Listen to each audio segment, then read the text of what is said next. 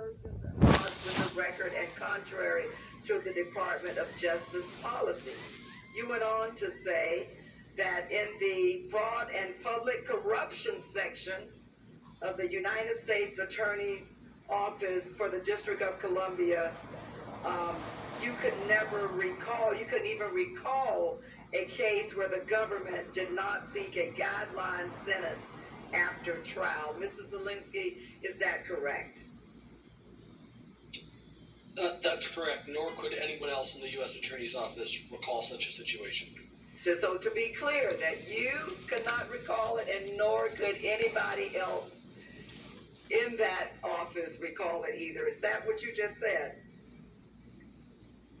Yes. Thank you, Mrs. Zelensky. Mr. McCasey, during your confirmation hearing, you said, I appreciate these words, I served in the department and the U.S. Attorney's Office and SDNY for 35 years ago. I was never asked what my politics were. I did not know the politics of the men and women there, and still do not. And it did not matter.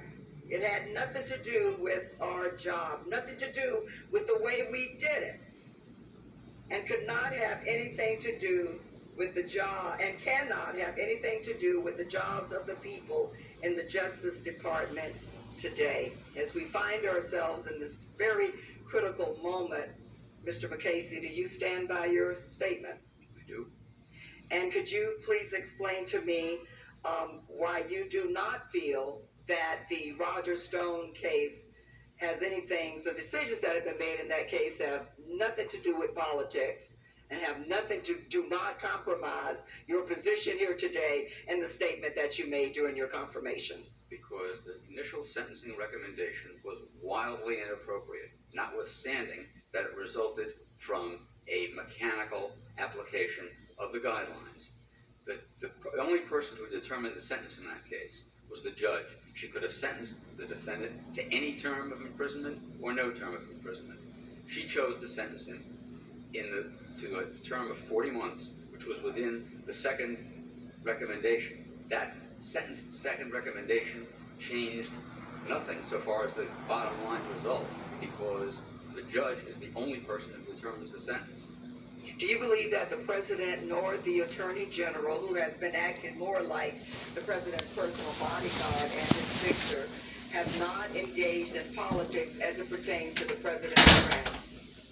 The President is, by definition, a political... Based on your professional decision, political or professional experience, do you believe the President has engaged in a political way as it pertains to sentences or what happens to his friends? The Attorney General himself criticized the President for tweets that he... So that's a yes.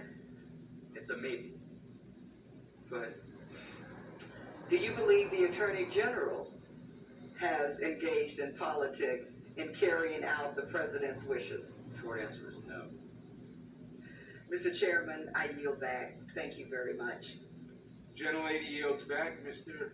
Maskin. Thank you, Mr. Chairman. This is the most devastating testimony I have ever seen about an Attorney General of the United States corrupting the rule of law in pursuit of a political agenda for the President of the United States. And all of America can right now see exactly what's going on. The Attorney General acting not as a champion of the rule of law or the Constitution, but rather as a sycophant and a consigliere for Donald Trump, has decided to go out and undermine cases, derail cases, and kill cases that affect Donald Trump's chosen ones, despite overwhelming evidence against them and despite guilty pleas by some of them.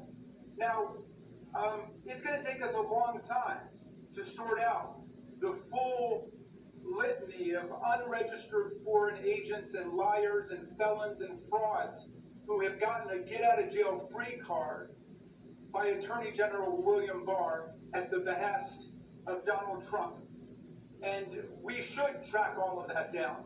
But more immediately, America faces two problems where Attorney General Barr is again threatening the rule of law and justice. And one is the public health response to the pandemic, which has now cost more than 120,000 Americans their lives.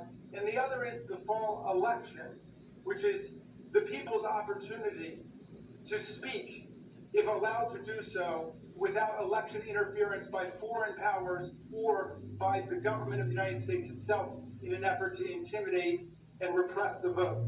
So I want to come to Mr. Ayer.